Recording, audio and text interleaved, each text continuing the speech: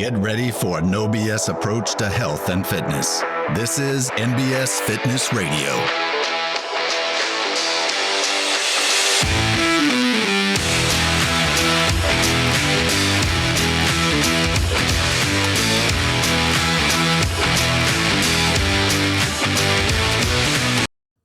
All right, welcome back to NBS Fitness Radio. I am here with Kaki Carter, and Kaki is actually the general manager of the Ninja Gym. You want to introduce people to what the Ninja Gym is? I would love to. So, like David said, I'm the manager of the Ninja Gym. We are a kids Ninja Warrior facility located in Collierville, Tennessee. So we provide classes, birthday parties, open play, camps, all sorts of activities at our facility where kids can come in and play using Ninja Warrior obstacle style equipment. So if you've ever seen the show Ninja Warrior, our facility looks just like that and is a ton of fun. Very cool. So today we're going to discuss, youth fitness, youth activity, youth health, kind of all the different branches of that. But let's start with, why do we need to discuss this? What's going wrong currently in today's society when it comes to youth's activity, their health, their fitness? Yeah. Oh, man. So such a big question. So the importance of having this discussion at all is the lack of activity that kids are getting. Or we see that schools are taking away recesses. Recesses are being so condensed. We see so many kids going into specializing in a single sport so early on and just focusing on that one thing.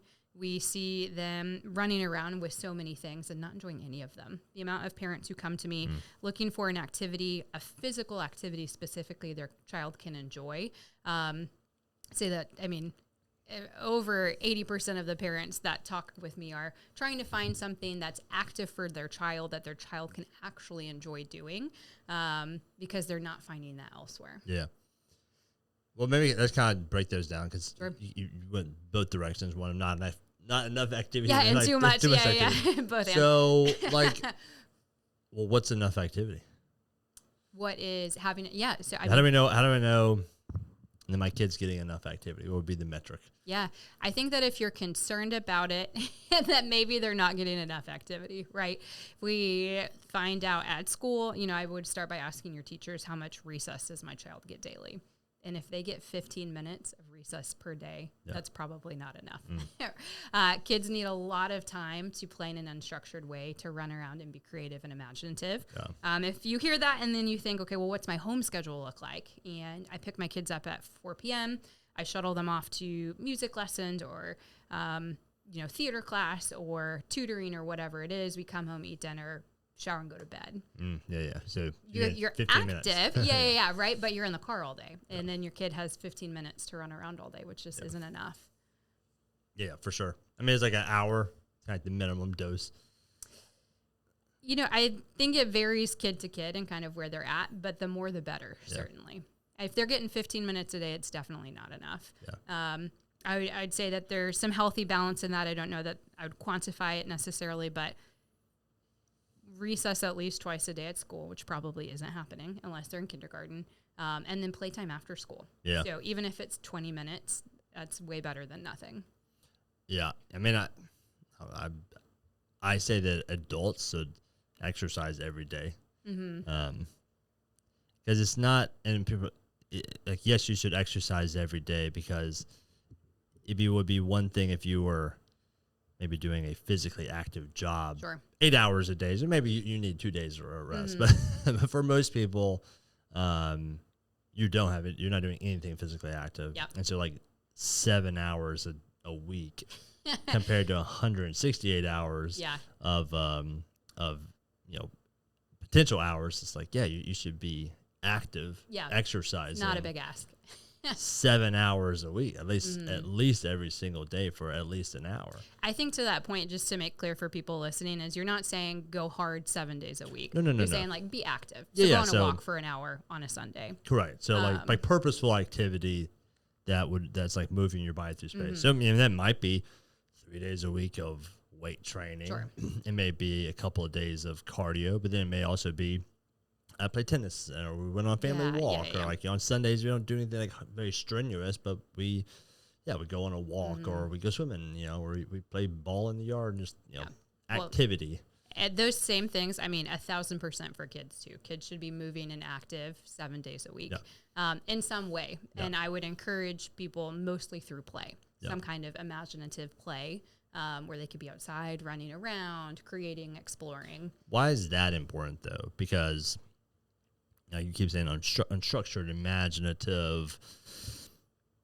Why couldn't I just be, my kid plays sports 7 days a week? Yeah. So sports definitely have their place, right? Especially, team sports teach a lot of team dynamics. Individual sports teach discipline, and, cater all or foster all of those things. So those have their time and place for sure.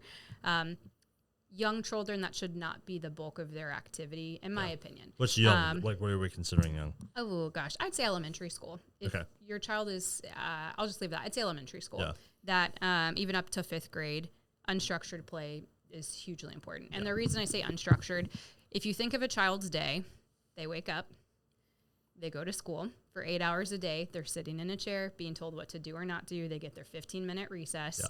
Then they're shuttled off to whatever after-school activities, which I'm not hating on, right? But everything has its place. Adult-led. Everything in their day is adult-led. Yeah. And so when kids get that unstructured time, that's where they then get to kind of take the reins and think creatively. Yeah. And so when we think about imagination and play, kids are making stuff up. Yep. And when they don't have that opportunity, they don't get to flex that creative side of their brain. And I would even go as far as to say the problem-solving side of their brain. Because when they're playing and creating situations, if you're a warrior defending your bookshelf, right? And I want to come up and steal a book off your bookshelf, and you won't let me, I now have a problem that I get to creatively solve in my imaginative world. Yeah. And the repetition of that with play every day and over time builds a kiddo who can grow up to be an adult who can problem solve and a kid who can work through things with other people. Yeah.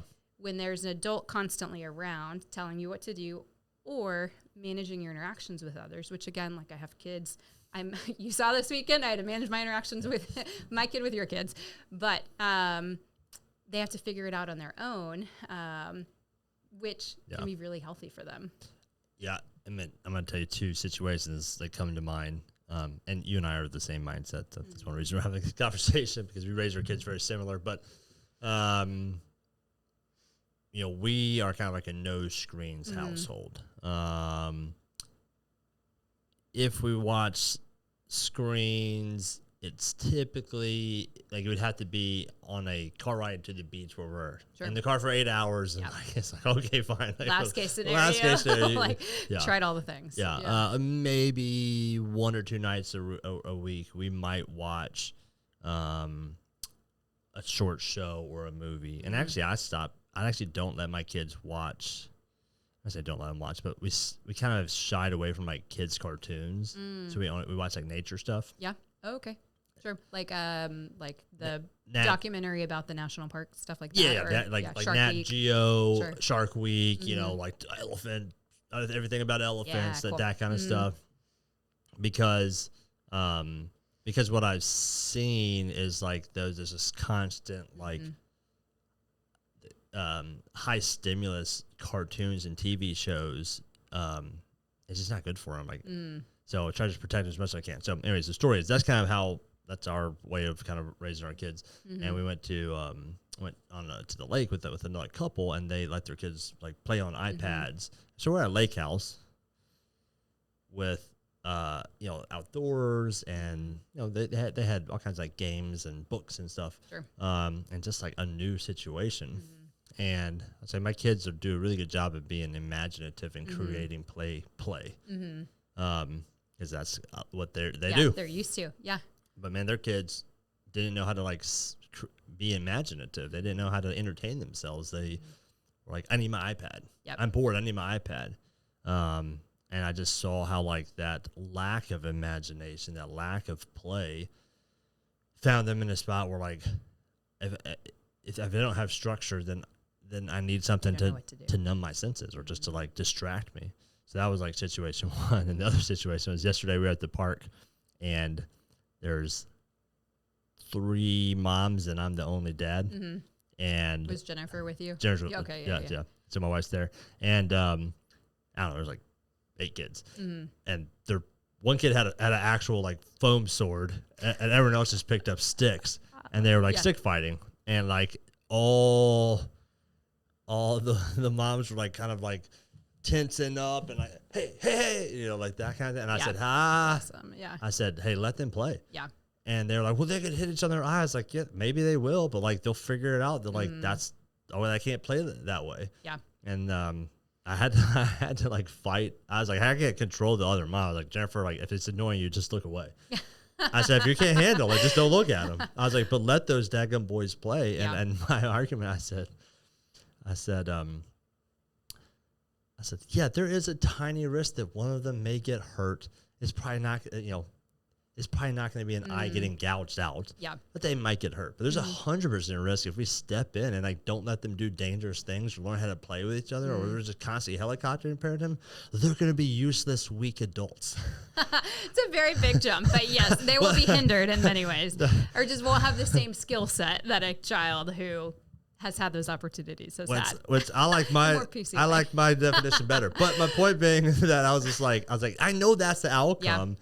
This is like a risk, but like that's a known outcome. Like let them play. And so, but I had to convince Jennifer, and then when Jennifer like kind of got on board, then like the other mom kind of was like, okay, I'm totally uncomfortable with this, but I don't want to be the only one who's like on the park bench. Yeah. But you know what happened?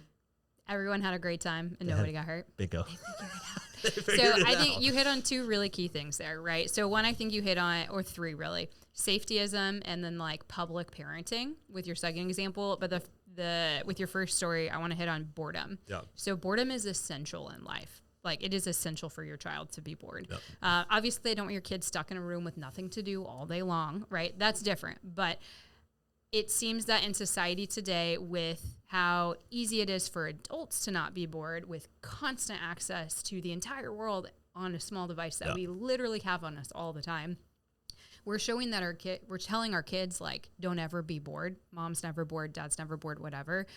Life doesn't need to be, life shouldn't be boring at all, which I want a fun and active life, right? Yeah. So that's not what I'm saying. But when we put an iPad in a kid's face all day, every day, or they're constantly shuttled from thing to thing, they're never bored. And that when they're bored and they're stuck in that space, we force them to be creative, right? So if it's like, hey, bud, nope, we're going to go outside and play today.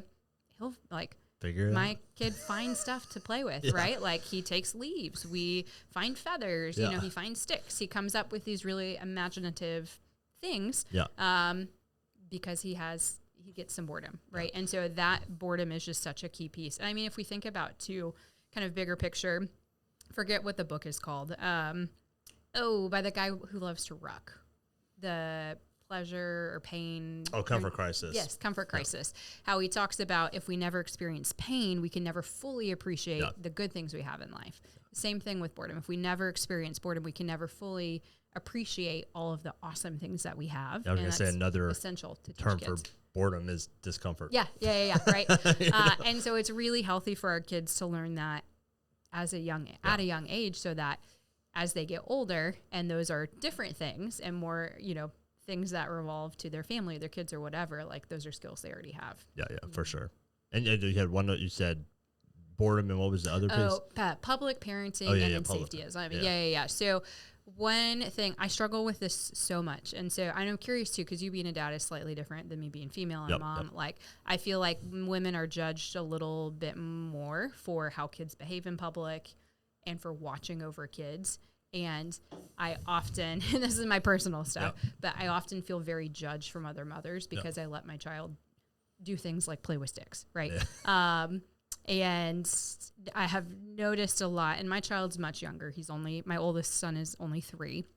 And so I'm curious your perspective too, because you have older kids. Yeah.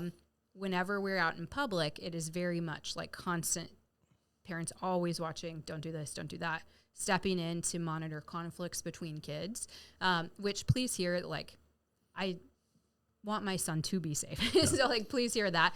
And also he needs to understand how to assess risk and learn to take healthy risks. Because if his risk is, okay, should I play with this stick, sword fight with this stick? Is this okay to do? Or climb this tree, right? He's working on climbing trees. do I think I can climb this tree? If he gets to have those opportunities to assess if that's a good idea for him or not and try that, right?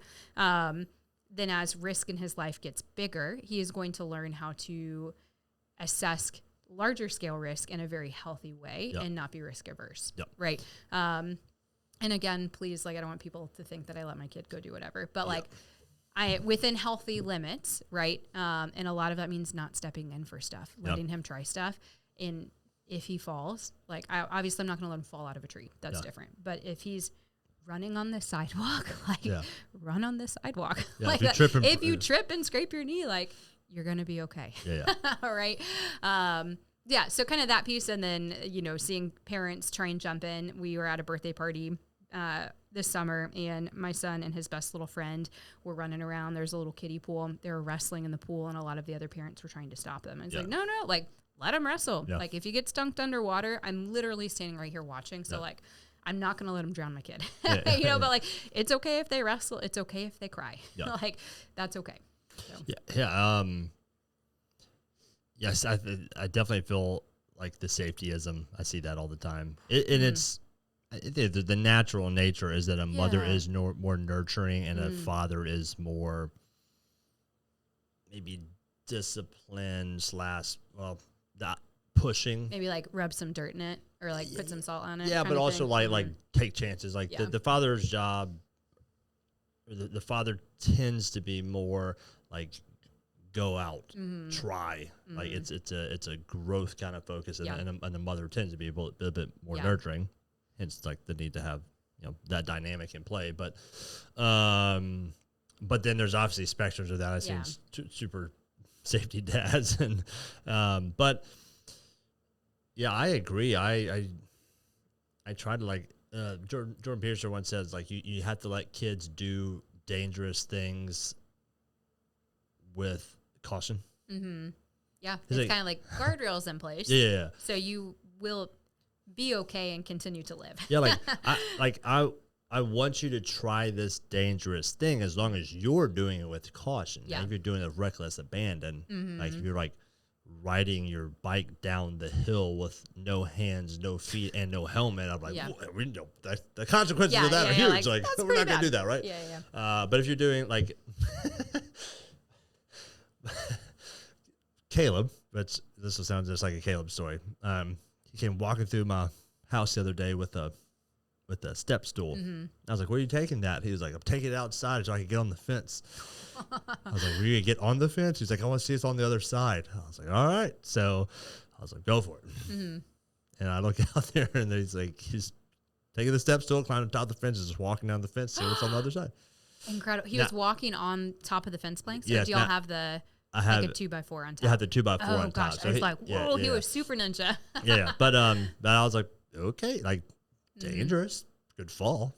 But he was doing it with caution, so I was like, all right, like, let him try it. And also think of all of the things he learned in that moment. He learned, first of all, that you trust him. Like, my dad can trust me, right? And like, when someone believes in you and trusts you, think of how good that makes you feel. And when your child knows that, like, that's huge, right? And then you just gave him the opportunity to prove to himself that he can do a hard thing, and can believe in himself, which are like huge. 1,000%. What we want for our kids, right? 1,000%. So, you know, and I think the thing I would say is, like, my natural reaction as a parent is, oh shit, no, like don't do that. I have to kind of like pause and wait a second, and be like, all right, I'll go for it. Like, you know, and just, I got to push myself a little bit to let him do that thing. But having the awareness that, like, this is where I want him to do. I want him to try difficult, dangerous things. If you think of how countercultural that can be, right? It's funny because if you've ever seen pictures of old playgrounds from like the 1900s and 1930s, I mean, they're literally like giant, they're like hard metal, 20-foot tall metal. Yeah, it's like, here's a pole you climb up, and you see pictures, and it's like kids are standing on top of them, like small kids, and it's like today that would never fly in any country. It's like kids were doing it for a long time, and then like obviously things happen, and we do want to have safe playground equipment, but kids can do hard things. And with regards to like resolving conflict, Yeah, I love the same biblical kind of narrative, which is like if there's an issue between you and another person, you take it up with them first. Like, don't come talk to me. Yeah. I'm not stepping in for you. And hey, do not step in for your kid or my kid. Y'all deal with it first. Yeah. If you can't deal with it, then you can come to me and I'll help you guys figure it out. But if you're fighting, don't come crying to me. Yeah. Like, find a way to figure it out. Find a way to figure it out. Find a way to like deal with interpersonal conflict, because that's what life is. Yeah. You know? Yeah. Absolutely. Well, and I think you hit on a key thing there too. It's like you can step in if it's not getting anywhere, right? So it's like we're not saying just like throw it all to the wind and figure it out. And if you end up punching each other at the end, too bad. But it's, hey, you're giving them the space to try on their own and then to step in if needed, to then help kind of teach those skills and help kids learn that. Yeah, right? the guidance would be, I think they come up and they go, Mom, Dad, so-and-so did whatever. And I say, well, did you tell him? Did you express to him how it made you feel? You know? And just know, like, well, then go talk to him. Yeah. Then go tell him. Yeah. You know? And then sometimes they come back, they're like, well, he didn't apologize. Like, he doesn't have to. Yeah. Like, and he might not. He might not. Like, sorry. We do in our family, but it might not, like, in the real world. Right, and that's like a real life scenario. Yep. So that's kind of how we try to handle it. But, you know, and Jennifer and I are aligned in goal, and then of course we kind of have our different spectrums of, I'm going to be a little bit more tolerant of some aggressive behavior and dangerousness, and she's going to be a little bit a little bit more conservative. The other side of that. Yeah, for sure. I would say it's probably the opposite with with me and Wes, and he's growing more and more in that too, but I definitely feel a little bit more of like the pushing, which is totally fine. I think it's as long as there is probably either end of the spectrum, that's what is actually safe. Yeah. Like, I'm like, if there's two of me, like we probably have some broken bones by now, right? Yeah. You know, if there was two of her, they just be soft. So it's like that nice combination of finding the middle ground for sure. So I mean that's a lot of kind of like what the needs for play and like why we need structured play. And unfortunately, what we see today is just a ton of structured play. And what I see is like the only kind of outlet for kids to be fit is team sports, generally speaking, or individual sports. But there's just so much structure to that. So if you have a kid who plays baseball and it's like, yeah, you play right field, I'm like there's not a whole lot of different things that occur when you play right field in baseball. Right. Yeah. Like if you pitch, you use your one arm to pitch and like have a hip like twist or whatever, but it's not full body. Yeah, and it's the same rules, the same rules every single time, same practice dynamics every single time. We're building high skill level, so we end up having a lot of depth but not a width. And that's.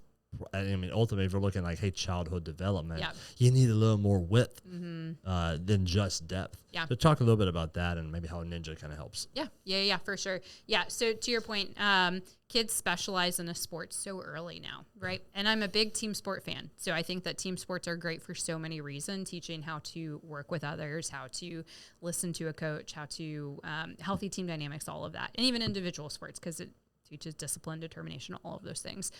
The problem with specializing in that so early on or spending the bulk of your time doing that one thing is exactly what you said. There's no width of that. We're specializing and training a particular thing that when we think of the whole child doesn't benefit them in the vast majority of ways.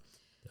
I hate to say this, parents, and I love that your child plays whatever sport they play. They will likely not go to college to play that sport or play in the NFL or play in whatever thing, right? So your kid say your child starts baseball at 8 and they play until they're 18, or say they play for 2 years in college. So from 8 to 20, right? So that's 12 years of play or 12 years of that single thing. When they're done with that, they have to go on to the rest of their life, right? So what we've done with that is we've then deprived them of the opportunities to learn and develop all of the skills that we just talked about with free play, right? That can then take them into the rest of their life. Yeah. Obviously, they will learn lots of life lessons through sports. You played football, I cheered, like there's so much I learned in that. Yeah, but I I played college football, but I didn't start till I was a sophomore. But I'm saying that, and I played all the other sports. Yeah, you learned things though within playing football, right? Well, Like learn big life lessons and stuff like that. And same with cheer.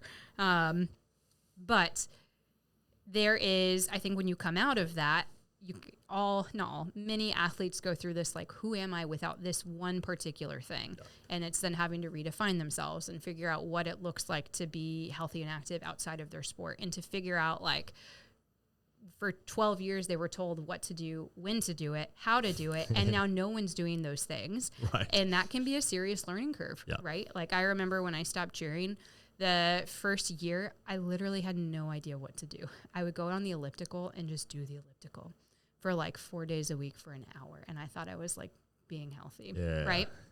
And then I was introduced to weightlifting and CrossFit and the whole thing, and it all changed. But so when we specialize so early on, we're missing all those physical benefits, kind of all of those mental benefits. And we're also telling the child that this is the most important thing in your life right now, and you need to focus on it.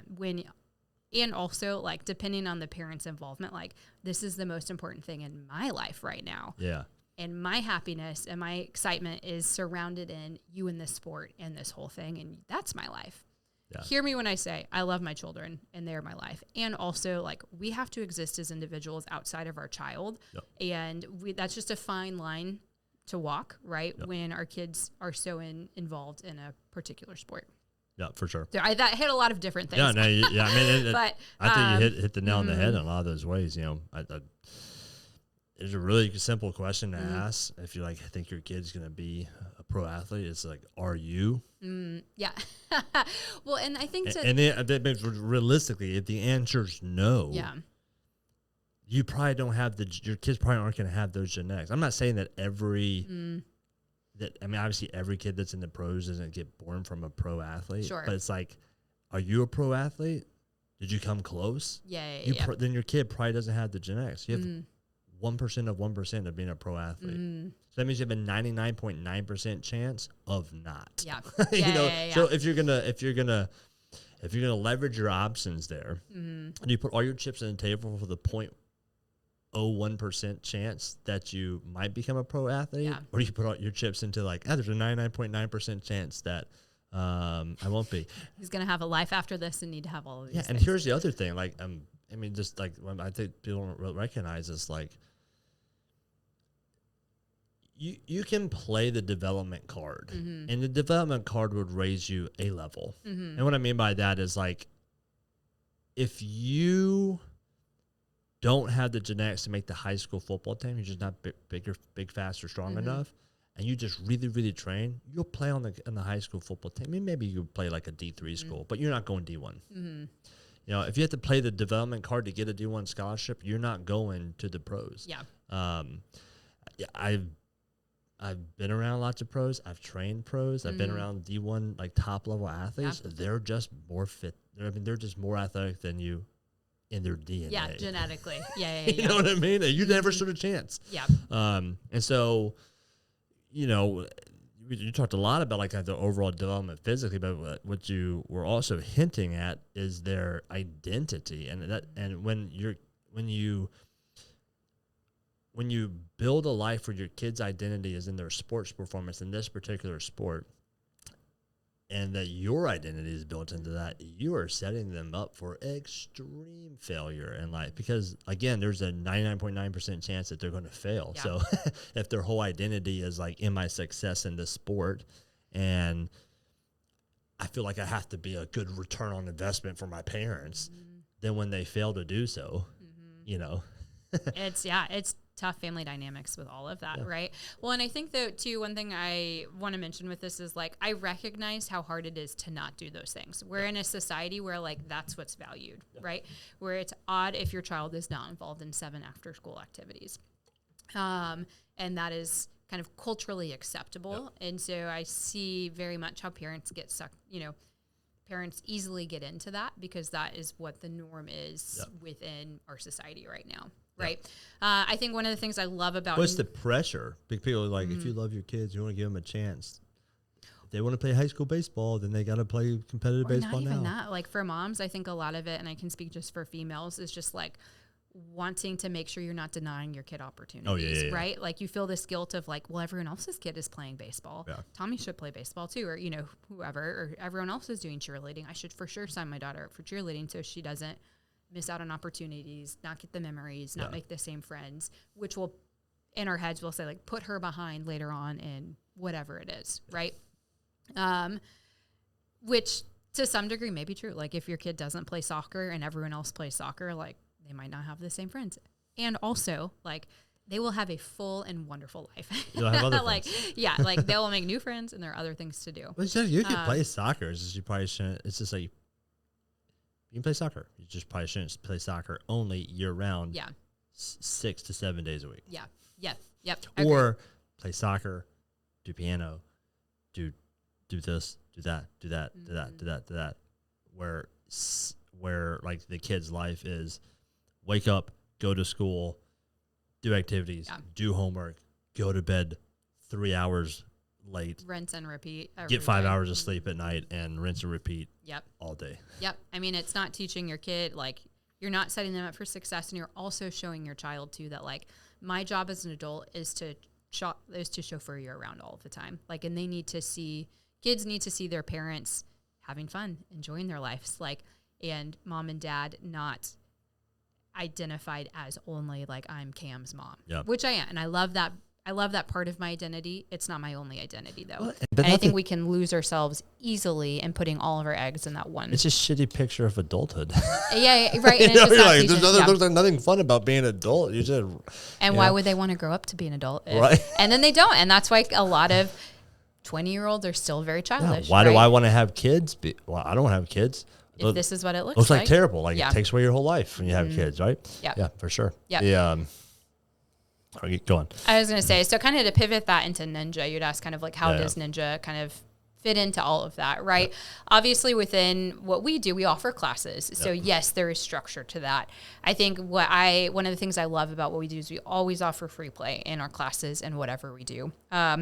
Within their camp structure, like there's multi-age, unstructured free play every day. It's not all day, every day, right? They do have ninja skill classes. They do crafts and, all these other, like we do character development stuff, but we try and give kids a lot of time to play and to play just to make it up, right? And we've got coaches who are out there who are playing with the kids too. One thing that I require our staff to do is like, we call it making friends. Like go make friends. Every day they get to go and make friends and they get to immerse themselves in the kids' play world too, which is actually like win-win-win for everyone. Because it's like you've got a 16-year-old who no 16-year-old now is going to be like, I just want to go outside and play today. Right. But it's like when you get to work at Ninja Gym, you come and you like literally get to play all day. Yes, right? Which is you're gonna be a kid. Yeah, and so it's like as their boss, it's like I love that piece to it that even our staff get to get some of that too, right? So I think Ninja is a really great function to provide kind of that free form structure. And if you think of the sport of Ninja even itself, like it's constantly changing obstacles. It's like the combinations of things is never ending for what you can create. It's whole body. And so it's not like I'm just training my pitch all day, every day. I've got thousands of obstacles I can try. A course can be as creative as I can make it. And so I get to use my from the kids' perspective, right? Like they can make up all of these different courses that they can do. We've got our giant block set that like we joke about all of the time. Like we could have opened Ninja Gym with the foosball table and the block set. And that's it, right? And like we would be sold out all the time. Because kids get to create with that block set and build things. And like I think you hit on it well with kind of like the open play, but even just the way that Ninja works. The sport itself is that there's your certain skills, but here's this obstacle. You can take it on, figure it out. Yeah. Try to problem solve the obstacle. Yep. And that obstacle, there's not one way to do the obstacle. Yep. There's multiple ways you can do the obstacle, and that obstacle is constantly changing. Yep. So it's never the same repetitive movement or even like concept. It is a infinitely dynamic opportunity for that kid to like have imagination, explore, be creative, use their imagination, and like you said, like my kids, they're constantly creating ninja courses. They just, everything's like, well, we could do this, this, and this, this. Yeah. Let's try it, you know? Well, I think too, it's like they're learning to trust their bodies within all of that too, right? Which is a huge skill, and it goes back to assessing risk and kind of all of those things. But which is just an important skill for kids to learn, for sure. Yeah, and you know, you're talking about like learning to move their bodies, and also having a love for that. Like, I have participated. So I'm almost 40. So old. I know. But so what I feel like is, you know, now I'm approaching that middle age portion of my life. I've got to kind of watch the trajectory of different people who chose different paths, right? And the data is out there that like, I mean, there's an 80% chance that you're going to be obese. I saw all my friends who were soccer players and baseball players and football players, and they were athletes in high school. And a lot of them are overweight at this point. They have stopped exercising. They have stopped using their body, appreciating it. And I think there a lot of that came immediately on the heels of like, oh, I no longer do this sport. A little bit was a relief. They're like, oh, I don't have to go through these hard practices. Some of it was a lack of direction or understanding. And it was just so structured. I never created it myself. But, you know, I look at that and go, okay, well, you know, if part of being a healthy adult contributing member of society, you know, is proper stewardship of your body, then like, man, if you poured everything into your kid being the best baseball player they could possibly be in high school, but they would turn into an obese 50-year-old, then like you failed. You missed the mark. You know, I mean, you did. You missed the mark. No BS. I'm just saying, like you know, Jefferson, you know, did they become a pro baseball player? No. Yeah. Did they learn healthy habits and maintain them? Yeah. No. Develop a love for activity. Did they develop a love and appreciation and like the discipline to take care of themselves? No. And that like, that was what all the statistics say. Yeah. You failed. You missed it. Like whatever investment you made did not return. And in fact, it created a giant loss. You know? Yeah. And so we talk about like, what does adulthood look for like for these kids? And it's like, it looks like obese parents driving their kids all over the place. Yep. You know, you're not setting tied in that. Yeah. And going, well, I just don't have time to take care of myself, and being stressed out and having terrible mental health and just being like, in a fizz all the time. It's, I just don't have any time to take care of myself. Well, and I mean, you see that literally every day. And when I worked at MBS, like, you know, like, and I see that for you see that every day. I'll say it that way. You see it every day with the people coming in for intros, with a lot of the people you get to work with here. And it's just, people are not happy, right? And the goal of our life is not to be happy, right? Or it depends on your belief system. Yeah. If in our belief system, it's the goal of life is not happiness. Obviously, we hope you're happy, hope that you have a really happy life, but life won't always be happy. And I don't think the goal of life is pure pleasure and no discomfort 100% of the time. Of this is this constant elevated like emotional high. Yeah. That's a weightless goal of life. Yeah. Well, and I think too, that's a false narrative that's pushed a lot on social media when we're on all the time and just see everyone's highlights. That's impossible. Or their fake lows, right? A lot of times it seems like people stage their lows, right? Not always the case. Please don't hear that. I don't like if people messaging me about, you're so heartless. I hear, but yeah, get over it. But yes. So yeah, to your point though, it's like, and I think I want to kind of take that and go like, what do your kids see you doing? Right. That's what I'm saying. Yeah. Like all of that. Like, what do they see for you? Are you embodying being active? Are you embodying wanting to grow and to learn and to, you know, get the most out of life and to challenge yourself and all of those things? And when your kids aren't seeing that, it's like, why would they want to? Oh, they see a stressed out adult who doesn't take care of themselves, runs around all the time, loses their temper quickly, and they just get a poor picture of adulthood. So, you know, it's like one of the reasons is that we have the ninja gyms after running MBS for 13 years. I was like, oh crap. Well, it's a heck of a lot harder to teach people to actually build these habits and love themselves enough to take care of themselves. And I'm going to just say that one more time.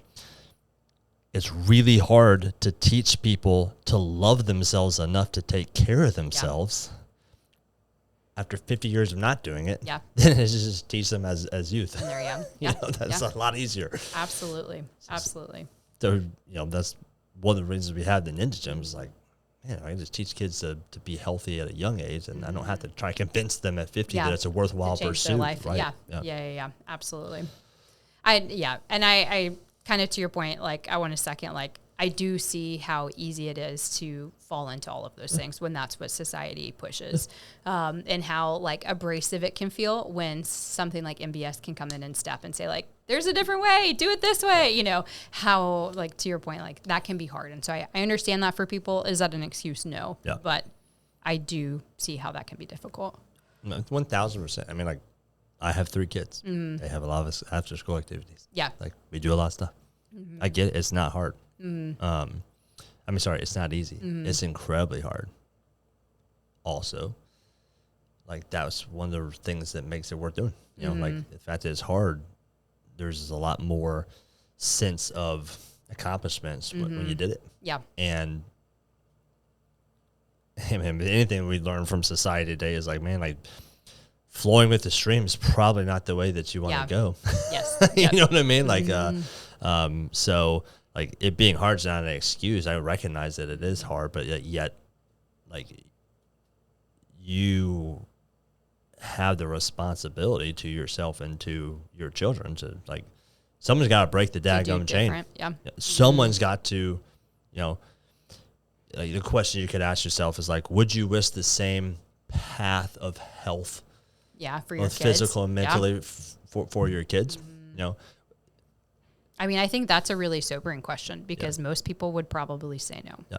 Right. Yeah. And I mean, if that's your answer, then hopefully that is enough of a catalyst for you to make change. Yeah. Like, so right? it's hard. And yet someone's got to do the hard thing.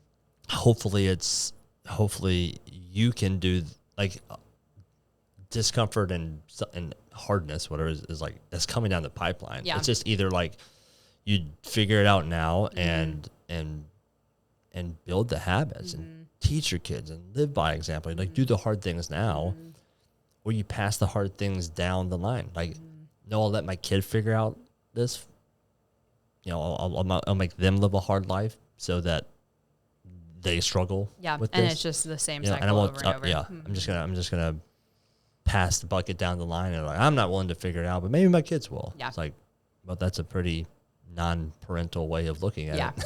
Which I mean, exactly. But, and so not to make this a pitch for MBS within that, but it's like, that's why one thing I'd encourage parents to do if like, that's the mindset you're in as a parent is like, look at your circle of friends who are, I'm sure, loving and wonderful and great.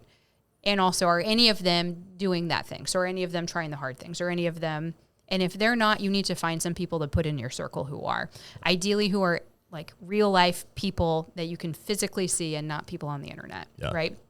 And you need to make those connections. And so that's why it's so important to do things like join a gym where you have a coach and you have friends. And I mean, the same thing goes for Ninja Gym, right? Where they come to Ninja Gym, they get to know our coaches, they get to meet other kids and play. And the parents are cheering everybody's kids on. And, but you need to be able to put those people in your life as an adult and in your kid's life. Yeah.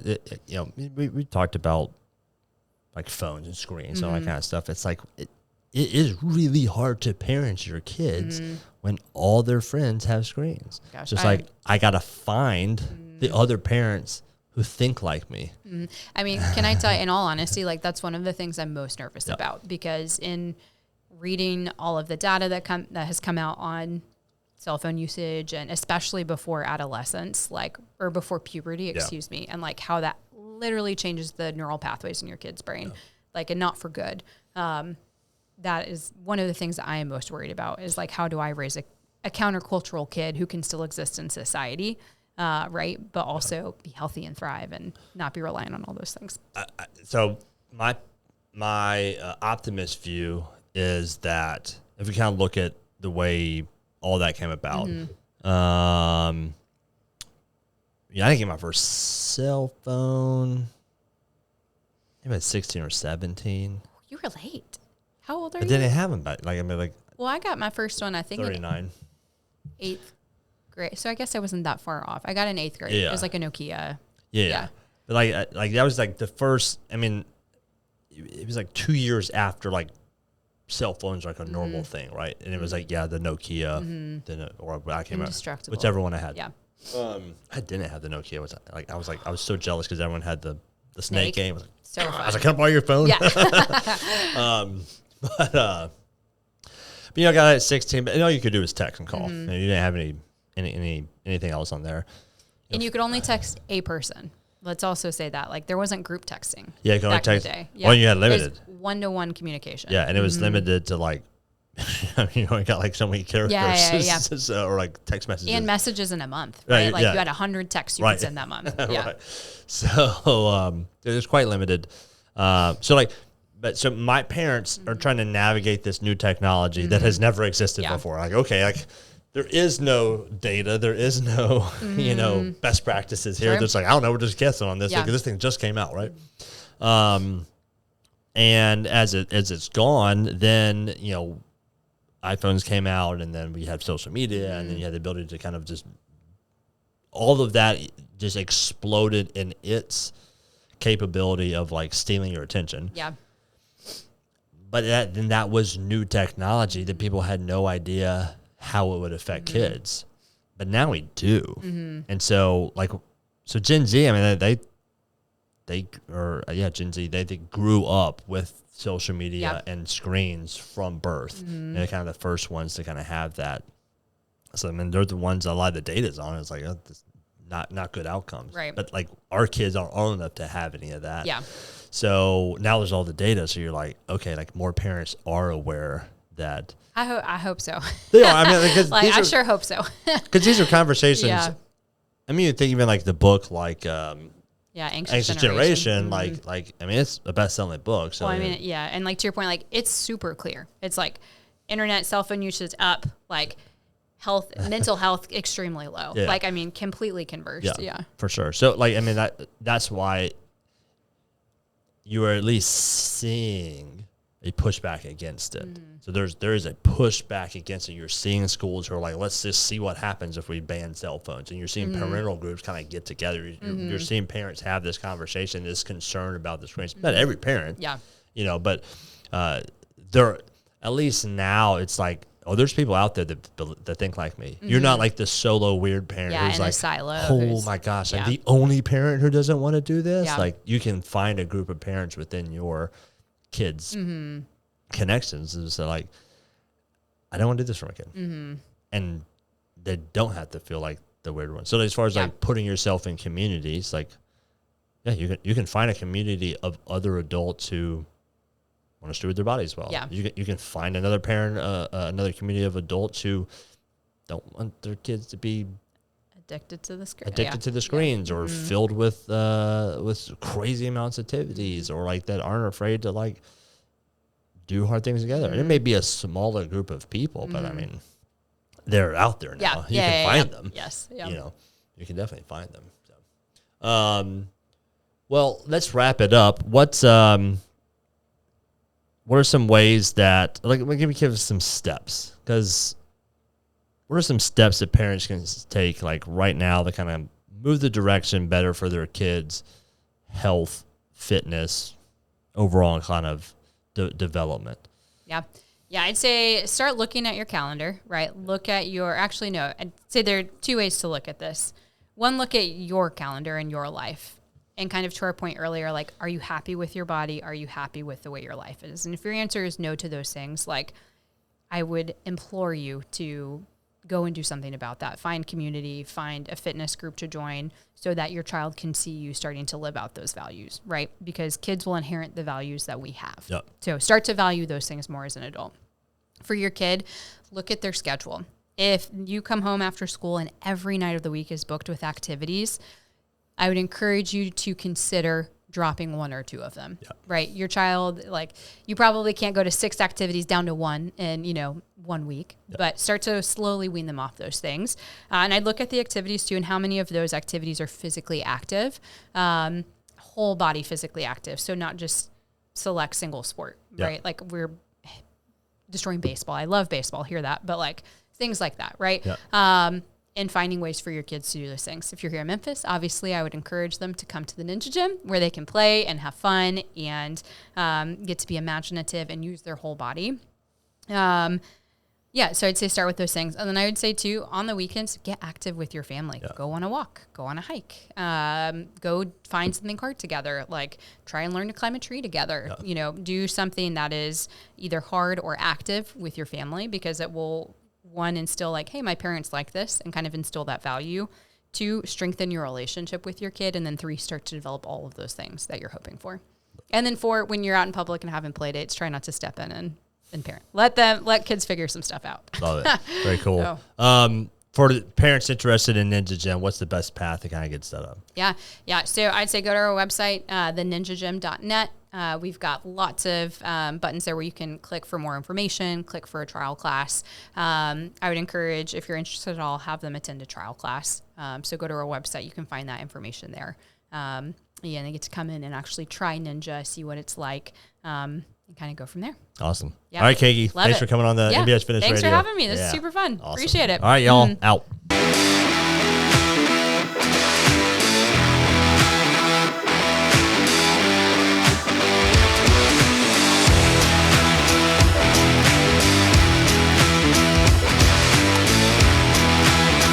Thank you for listening to NBS Fitness Radio. If you enjoyed the podcast, be sure to share it with your friends, follow us on social media, and check out our website at www.nbsfitness.net. Hit the subscribe button and tune in next time for more NBS Fitness Radio.